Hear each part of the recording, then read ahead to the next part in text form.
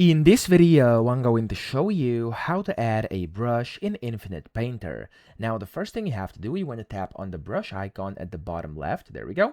And then whenever you do this, you want to tap on it again to actually open up the brush settings.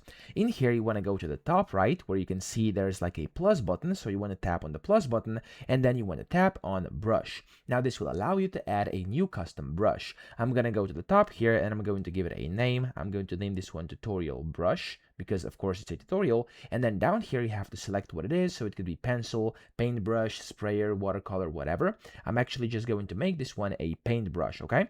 Like this, as you can see, here's going to be your default image. So at the bottom you also have the options to select your head and texture. If you tap on head over here, as you can see, there's a bunch of different things you can do and select from. You can select any of these or tap on the plus button top right, and you can import one from gallery, camera, files, or whatever, okay?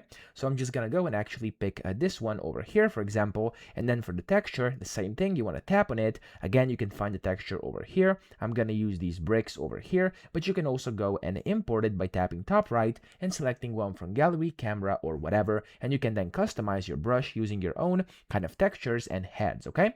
Whenever you're done, tap on the create button at the bottom right. And when you do so, there we go. As you can see, here's going to be your brush. Now it's going to open it up, and here you can change the stroke, you can change the head, texture, paint. Again, there's a bunch of things you can do down here at the bottom.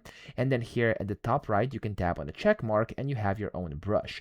Now you'll be able to now select it by basically finding it. So as you can see, tutorial brush, once you create it, it's automatically going to be hearted. So it's going to be favorited, and you can then go ahead and tap on it and you can go and use it. Okay, so if I try to use this, as you can see, that's my own custom brush, which I have just created and added in Infinite Painter. So I hope this video helped you out. If it did, please subscribe to the channel and help me out as well.